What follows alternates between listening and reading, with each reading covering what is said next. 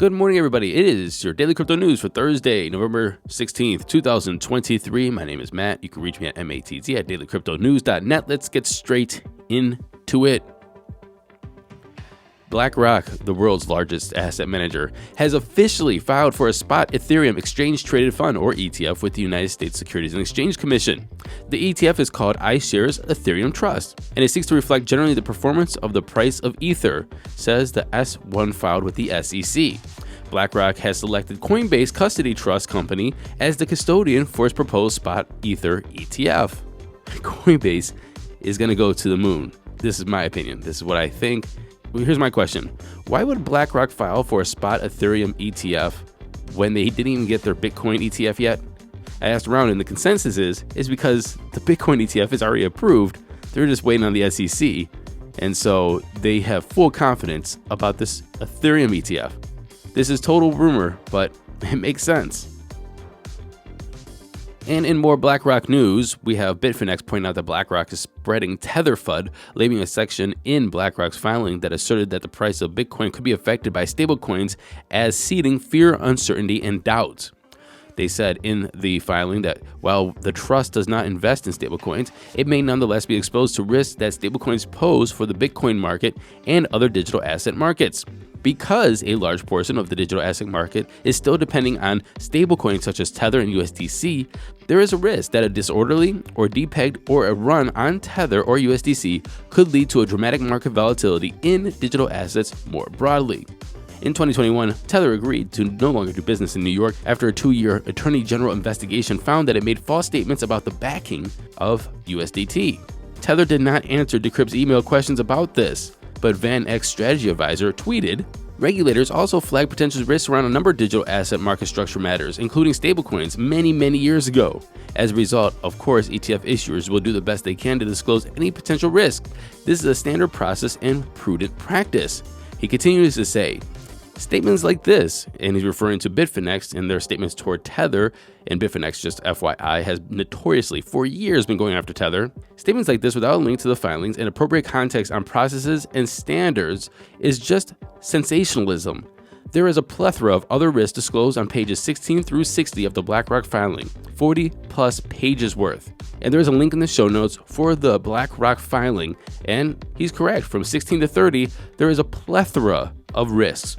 USDT, USDC, stablecoins is just one of the many risks that they point out, and rightfully so.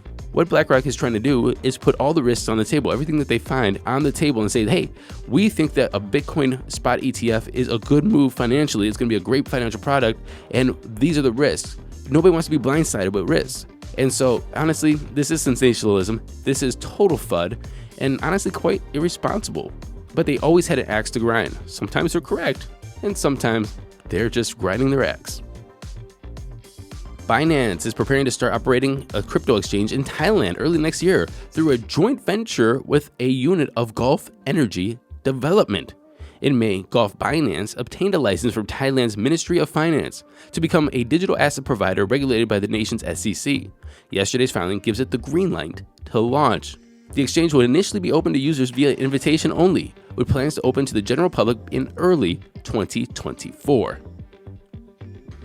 The New York State Department of Financial Services on Wednesday published guidance on the listing of cryptocurrencies, rules that take effect immediately. Crypto firms are now required to get their coin listing policy approved by the regulator before they can list a coin. Coin listing policies must include robust procedures and must be tailored to the crypto firm's specific business model, operations, customers and counterparts, geographies of operations and service providers, according to the guidance. The policies must cover governance, risk assessment, and monitoring of coins. The new guidance also stipulated that in the event of a listed coin is identified as presenting newly elevated risk, crypto firms must discontinue support of that coin. The regulator said that all entities must have a draft of coin delisting policies by December 8th of 2023. And I think that coin delisting policy is the best one. I mean, there's nothing worse than using an exchange and then all of a sudden that coin going poof and gone. and you're stuck holding bags, you're stuck without liquidity, you're stuck not able to send the coin off the exchange or to other places where they all of a sudden delisted them because of maybe risks, or they see writing on the wall somewhere, so they just drop the coin. And there's no standardized policy where it's like, you're gonna have this much time, we're gonna reimburse you. There has to be a way that we have a standard operating procedure for you to get your money off, for you to get reimbursed, for us to either convert it like automatically, if we delist, automatically into USDT or stable coins or Bitcoin or US dollars. I think this is a great move forward for exchanges.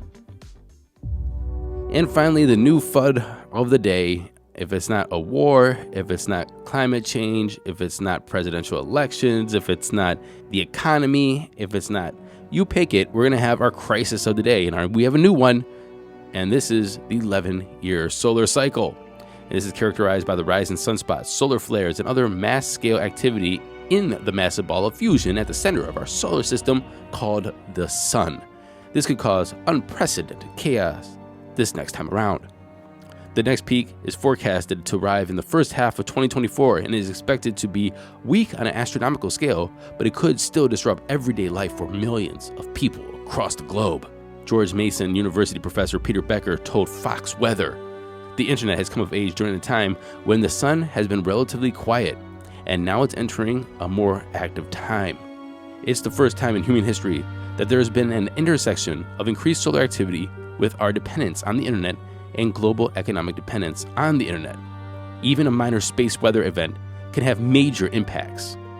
After a successful launch from Cape Canaveral, Florida in early February of 2022, minor geomagnetic storming caused 38 of 49 SpaceX Starlink satellites to fail to reach their final orbit, instead burning up during unplanned re-entry into Earth's atmosphere.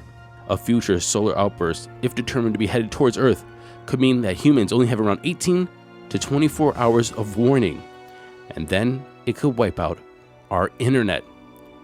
Let me just say that if we are in a bull run and it knocks out the internet, I'm gonna be upset. Please give me enough warning so I could close my positions, please. That's my major concern. Now let's take a look at those crypto prices. Here comes the money. Here we go. Money talk. And the time is 11:05 a.m. Eastern Standard Time. We are at greedy 77. Bitcoin sitting at $36,526. It says it's even in 24 hours, but it's down 1.7 in 7. Tether's number 2 at $2,003, down just 1% actually in 24. Tether's number 3, Binance is at $247, down 2.3%, and XRP is at 62.4 cents, down 2.6%. Running off the top 10, we have Solana, USDC, Cardano, Doge, and Tron. The total market cap is in at 1.4 trillion, a Bitcoin dominance of 51%, and an ETH dominance of 17.2. And we are having a little bit of a pullback today. Everybody's saying, everybody, in air quotes, is saying that this is a healthy pullback, and we're just gonna go up from here. Who the hell knows? I still have open positions, by the way. I told you I was going to keep you up to date on this. I have an open position in Solana, Matic, and Filecoin. And I'm breaking even on Matic, and I'm losing on Solana and Filecoin. So let's see how this plays out. I'll let you know if I close my positions. Anyway, until tomorrow and Asia Focus, happy hodling, everyone.